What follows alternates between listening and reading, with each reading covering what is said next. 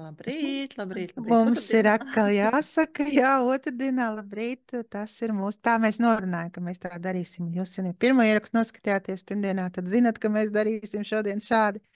Nu, ko Daci? Un, ja nejoskatieties, tad es iesaku pārtrauciet skatīties šo video, sameklēt iepriekšējā sarunu, noskatīties to, jo šī saruna ir iepriekšējā sarunas loģisks turpinājums. Kas tā būs arī rīt un parīt vēl. Jā. Nu, un tātad par vakardienas tēmu. Vakardienas tēma bija par to, kā ir jāsalīdzina sevi ar sevi un ir kaut kas jādara. Un tā kā, lai varētu sasniegt to, ko mēs darām. Nē, to mēs nezinām. Tā ir šodienas tēma, kā ir jārīkojas. Nepietiek ar to, ka sēžam pozā, nepietiek ar to, ka mēs līmējam kolāžas, nepietiek, ka mēs rakstam mēķus, ir jārīkojas. Un no tāda tīri coachinga viedokļa, no mēķu sasniegšanas viedokļa, ir svarīgi, lai jūs spērtu reālus soļus. Vienalga. Ja mēģis ir izveidot partnerattiecības ar pretējo dzimumu vai savu dzimumu, kas to zina, tad kas ir tie soļi, ko jūs varētu darīt šodien? Ļoti veselīgi ir, ja tiem mērķiem, kurus jūs esat sev izvirzījuši, jums katru dienu ir vismaz viens solis, ko jūs varētu darīt. Ja mērķis ir milzīgs, tad šo milzīgo mērķi var sadalīt mazākos fragmentiņos, kā piemēram, gribu iemācīties itāļu valodu, jā, es mācos itāļu valodu, gribu viņu iemācīties. Ko es daru? Es katru dienu atveru savu programmu Duolingo un izēju cauri vismaz vienai lekcijai. Pastāst par šo. Tev vakardien bija, kā es jau nezināju, es tā vairāk nekad nedarīšu. Mēs plāpājam, Dats vakarā, nu jau tūlīt pusnakts. Viņi saka, nu labi, man vēl ir tur kaut kāds, ko tu darīsi? Nu, man vēl viena nodaļa jāpamācās itāļu valodu. Es domāju, no ārprāts, es te sēžu vienkārši čiloju, viņi sēž un tirpst, ka viņiem vēl itāļu valodu obligāti jāpamācās. Un tad pasaka, cik dienas no vietas tu mācies? Šodien 353. Tas nav daudz, tas vēl nav gads būs jūnijā kaut kad es tā kā šoreiz uzsāku mācīties, jo pirmoreiz uzsāku mācīties daudz gadus atpakaļ. Es pat īsti nezinu, vai toreiz programma nebija tik labi izveidota, vai vienkārši es nezināju nekādas pamats, un tāpēc bija grūti šajā programmā mācīties. Bet iedvesmojumam bija kāds raksts, kur bija ģimene dalījusies savā pieredzē, ka viņi plāno nākošā gada ceļojumus, un tad visa ģimene mācās tās valsts valodas, kuru dosies, kaut ko mācās par kultūru, par tradīcijām, un tā kā viņi aizbrauc, viņi cenšas šajā valodā runāt. Un es biju... Šķiet, tas bija 20. gads, Covid. Tātad 19. gadā es biju izlēmusi, mēs ar māsu bijām sarunājuši, ka mēs brauksim pavasarī ceļojumā uz Itāliju, bijām jau sarezervējuši visu, kur mitekļus, mums neizdevās brauciens, jo Covid sākās, bet mērķis jau bija liels, un tad es iestājos itāļu valodas kursos, un Berlīnē tā iespēja bija, pat vairāk šitie skolotāji bija, kas mācīja vienkārši grupā. Un tur es iemācījos, kuri burti jāizrunā, un iemācījos lasīt šo te valodu, kaut ko pašu pirmos vārdus, un tā kā vienu īso kursu pabeidzu, bet ar to pietika, lai es jau šajā programmā varētu tādu pati mācīties, un tālāk aiziet vienkārši burtiņu kalšana galvā, un kaut kādu gramatikas pamatu apgūšanu tādā līmenī, lai var runāties. Nu, tad šobrīd es saprotu pāris, saprotu itāļu dziesmās apmēram pusi, tas kā diezgan labi, jo priekš tā, cik es esmu mācījusies. Runāt ir grūtāk, jo runāt, tad teikumi jāveido pašai, pirms pamata lietas ir kafiju pasūtīt, to es esmu mēģinājis picu pasūtīt ar restorānā Berlīnē, itāļu restorānā, kaut kā itāļu sēmnieki. Galodas bija nepareizi, bet vienalga, viņi mani saprata, un es viņas arī pēc tam sapratu.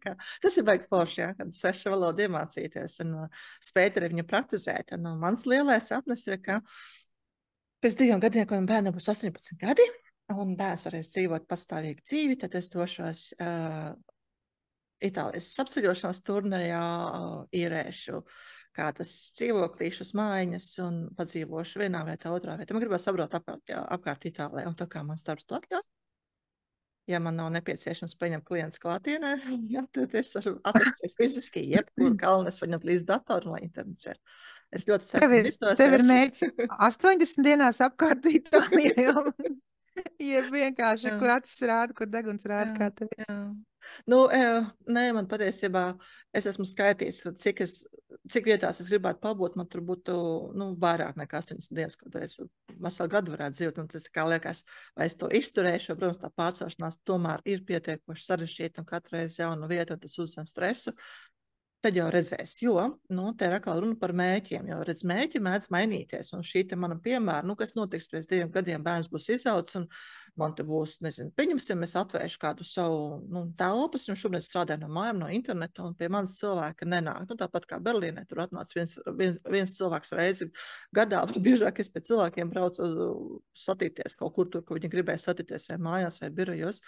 Nu, un tagad, ja man tā doma, ka varētu jau te tā kā vairāk tā kā iezemēties, ielaist saknes, atvērt no kādu savu kabinetu, kur varētu strādāt, kur pie manis fiziski varētu atnākt, un tā doma man prātā ir, nu tad, ja tas kabinets būs, tad jau man Itālijas braucienam jāpārvalk strīpa pāri, vismaz tik milzīgam braucienam, tad varētu kaut kāds īsākos fragmentos sadalīt, uz nedēļu uz 2 aizbraukt, bet, nu, nevis iekārt mašīnu, aizbraukt uz vienu vietu, un pēc tam brauc uz nākošo, un pēc tam vēl uz nākošo, tad tas būtu kaut kā jāoptimizē.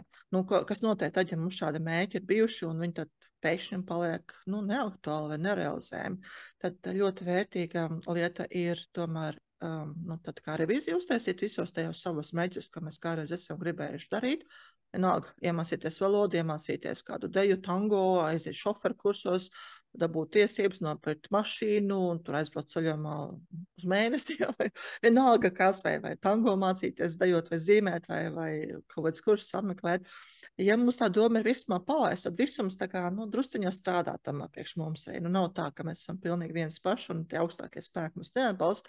Reizēm viņi atbalsta, reizēm atbalsta uzreiz, un šodien padomāju, un domāju, nu, laikam jau tas dators man noklausās, jo es padomāju par ventilātoru, man uzreiz met laukā ventilātoru reklāmas, ja. Bet, nu, reizēm tas atbalsts nāk vēlāk, un tad, lai nebūtu tā, ka man ir vesels stress ar to, ko es būtu gribējis darīt, un visums ir, nu, ko tad viņam, nu, lai viņa beidzot izlem, ko viņa grib darīt, lai mēs zinām, kurā jomā viņa atbalstīt, tad būtu vērtīgi tomēr taisīt revīziju. Nu, tad, lai to izdarīt, ir jāpieraksta visas tās lietas, ko kādreiz esmu sapņojuši darīt, un tad saprast, vai šo tēmu es turpinu attīstīt, vai tas joprojām ir plānu sarakstā, vai tas nav manā plānu sarakstā. Un, ja tas nav manā plānu sarakstā, tad vienkārši izsvītrot un kaut kādu rituālu atvadīties no šiem mēķiem un pateikt visumam, mēs tevi atlaižu. Nu, visumam ļoti labi var pateikt ar izspiešanas tiesas palīdzību, jā, tā kā varētu izsaukt sevi un šo te mēķu uz izspiešanas tiesu un lūdzu atrasināt visus konfliktus, jo tā doma jau arī kaut kur gaisā, ka enerģētiska vienība ir un tas konflikts veidosies, viņu nerealizēju.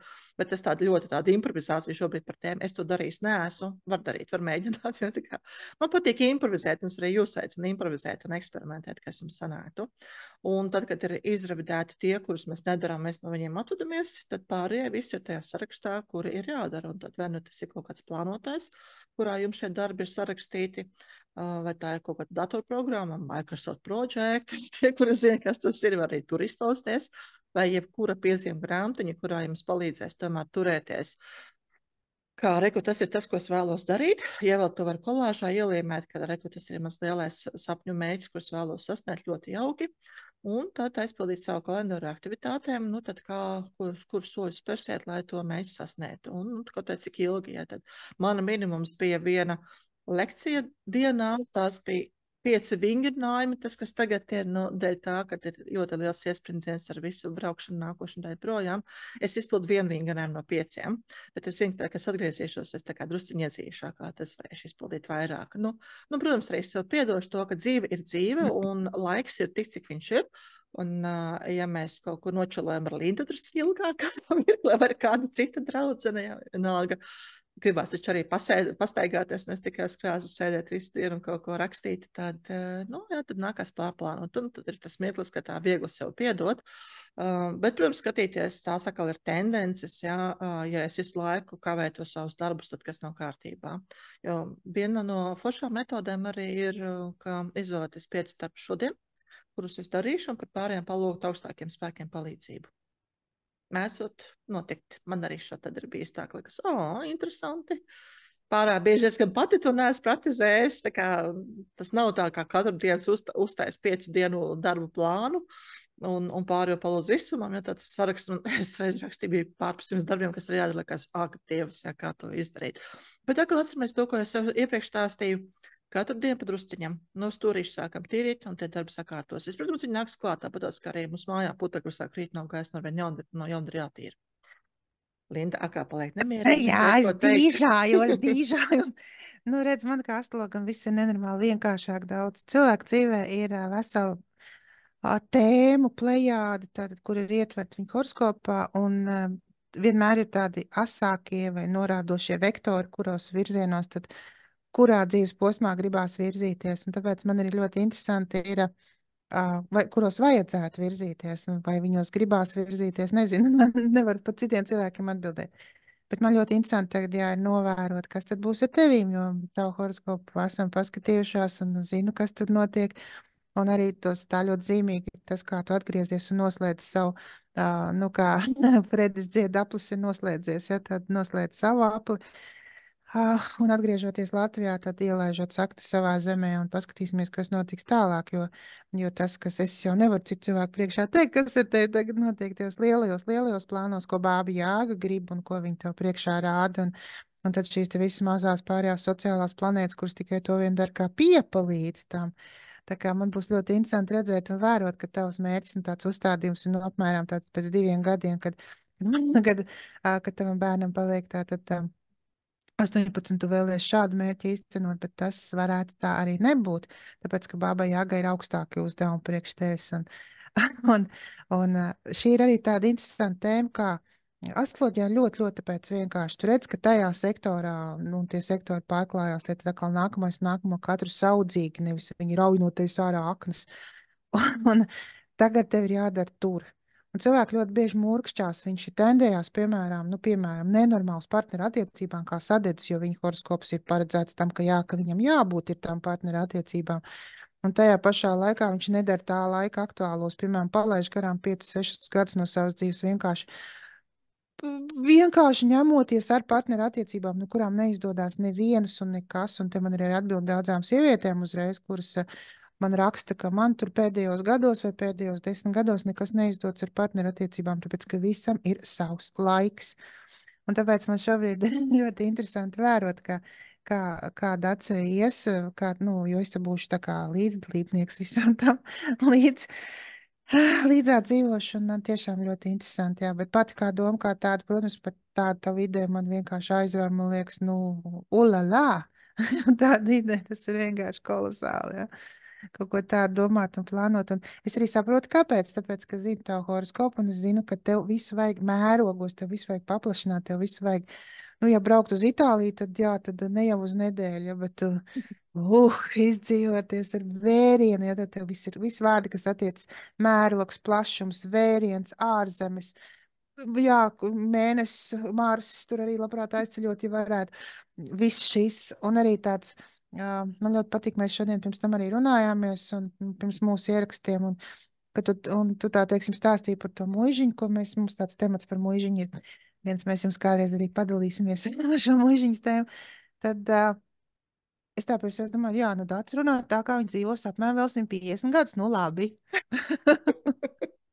Tāpēc, kad tev ir šis te mērogs, visu laiku tu visam mērogam vēl pieliec, kā jūs esat redzējuši, kā dzīve mērogi, ja viens pret, piemēram, Dace ir maksimālās, viņai robežu nav, tas ir fascinējoši, jā, un tas ir tā ir tāda natūra, tas ir tāds cilvēks tā uzkonstruēts, un viņš domā tā, un, protams, ka no šāda cilvēka viennozīmīgi, citi cilvēki ļoti iedvesmojas, tas ir tikai un vienīgi dabiski. Un kas ir vēl dabiskāk, tas, ka tādiem cilvēkiem arī ir jāiedvesmo. Pat ja tu no Itālijas rādītu, aizbraucot Itālijā, kā tu šodien esi piekusus un sēdi un rādi savus pirkstu galiņus, kā viņi arī ir piekusuši, pat tad cilvēkiem droši vien būtu iedvesmojoši un interesanti. Tā kā savā ziņā, ja mēs runājam par influenceriem tādā pozitīvā nozīmē, tad tu viņš tiešām esi tāds pasaules rādītājs citiem cilvēkiem. Tikai šajā ziņā mēs redzam, ka notiek garīgās pasaules rādīšana. Jā. Man gribās vēl piebilst to, ka tā salīdzināšana, es iedvesmoju, piemēram, kāds no manis iedvesmojas, un tad var sāties šī automātiskā salīdzināšana, bet man nav tā kā Dacei. Kur man vēl nav tā kā Dacei? Bija viens komentārs, kur viena meitene, sieviete rakstīja, ka vēlētos apgūt tos rīkus, kurus lietoju es. Un, protams, ka šobrīd tie rīki nav apgūti, un tad var sākties ciešanas, jo redz, Dace taču ir gadus mācījusies, nu kad es vēl to sasniegšu. Atkal pārstājam skatīties to, ko ir sasniegusi Dace. Dacei ir sava taka, pa kuru ir jābrien, un tur ir pietiekoši daudz ērkšķu, un, kas saka, nu, neskaut to, jo tu nezini, pa kādiem ērkšķiem tas cilvēks ir izbrīdis, nu, neies manās kurpēs staigājis. Tā kā jums ir savas kurpes, jūs viņas ļoti labi valkājat, un tas, ko jūs redzat ārpusē, ir idejas par to, kā varētu būt, un tas tad jums ir jāpielāgo sev, jo kādam Itālija pilnīgi nesvairs, kas tur var patikt, karsti izkaltos uz zeme, kaut kādi kalni un tie maz izmēri vīrietīši, es ar saviem 1,80 m, par to man arī būs viens stāsts, es prātāk Dievs, kā viss atcerēties izstāstīt par manu augumu. Lūk, un, nu, tā kā, vai tas ir jūsējais stāsts, vai tas ir tas, kas jūs iedvesmo, varbūt kā tas ir kā pavalāk un saprast. Nē, uz Itāliju ne, bet uz Norvēģiju gan varētu aizlaist un paceļot un pastīties Lofotas salas vai ko tam līdzīgi. Ja, tā kā, nu, ko varētu darīt. Bet, protams, mums skar šī te ļoti, ļoti, ļoti plašās vēlmes vienu citu tēmu, kas mums būs rītdienas tēma. Tā kā šodien mēs esam gatavi sakalniem atvadīties, ja Blīna tev vēl ko piebilst. Nē. Tad mēs jums sākam tā, lai jums forša dieniņa, vai arī vakars, ja jūs skatāties vakarā, uz tikšanos, tad rītdiena, kas būs trešdienā, tā.